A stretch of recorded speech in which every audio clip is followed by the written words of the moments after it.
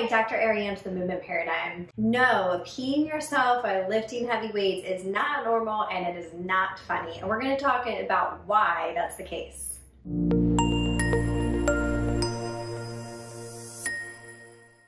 To be able to explain why that should never happen, we have to talk a little bit about the anatomy. So if we look at this pelvic model, at the base here is our pelvic floor. So you can see how we have different layers of the pelvic floor, and ultimately how our abdominal region and our intrinsic stabilizing unit of our core is functioning is based on pressure management.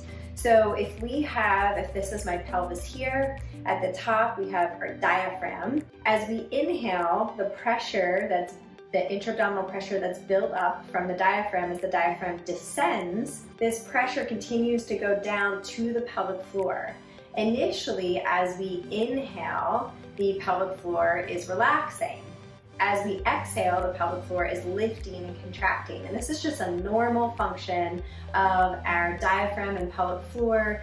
Also involves our transverse abdominis, our natural weight belt. So as we inhale, the transverse abdominis is lengthening and it's eccentrically contracting. And then as we exhale, we're creating this brace, and so it's contracting. So think of it like a corset. So if there is an imbalance in the pressure management in the core and just a normal basic level, if we get under heavy loads, then the pelvic floor cannot support this amount of load and pressure.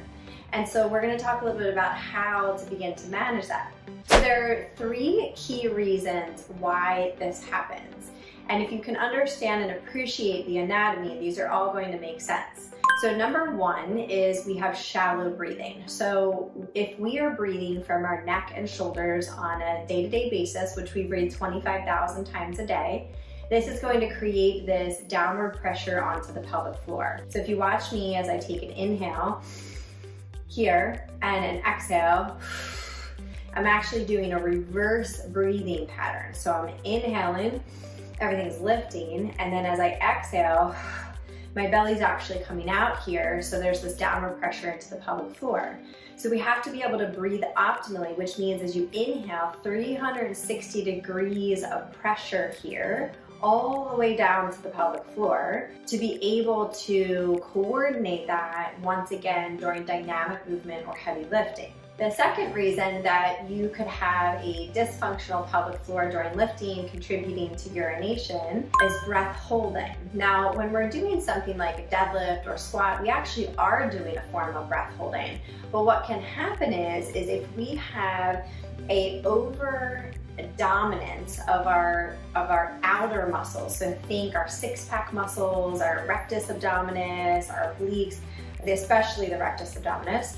If we have an overdominance of those and lack of deep stability, so i.e. our diaphragm, our pelvic floor, our transverse abdominis, even the muscles in the back of the multifidi, if we have a lack of those deep stabilizers, then we have an overdominance of the outer, which can create a significant downward pressure into the pelvic floor when we are doing a form of a Valsalva maneuver for proper lifting.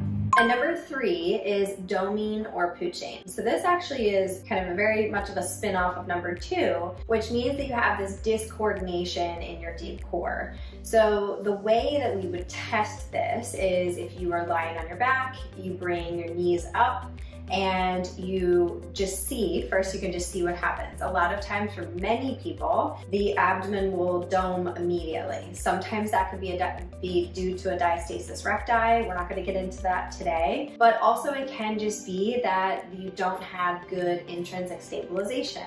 And so if you're trying to do heavy lifting without proper stabilization and coordination, more importantly, of this beautiful interplay of this intra-abdominal pressure, then unfortunately it can result in a lot of pelvic floor dysfunction and when people are peeing themselves during lifting, which is what I see going around the internet and people think it's funny. And I just really want to point out the importance of, one, it's not funny and it's not normal, and that we have to educate and really understand the importance of the pelvic floor in this particular manner.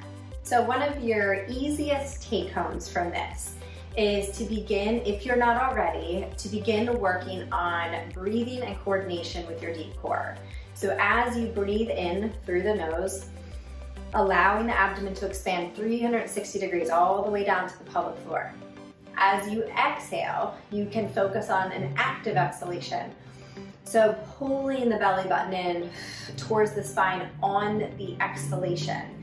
This creates a little bit more of an abdominal brace, and you can really get comfortable with the coordination and sequencing and timing of all of these muscles. So that's a great start, and then be able to integrate that into dynamic movement.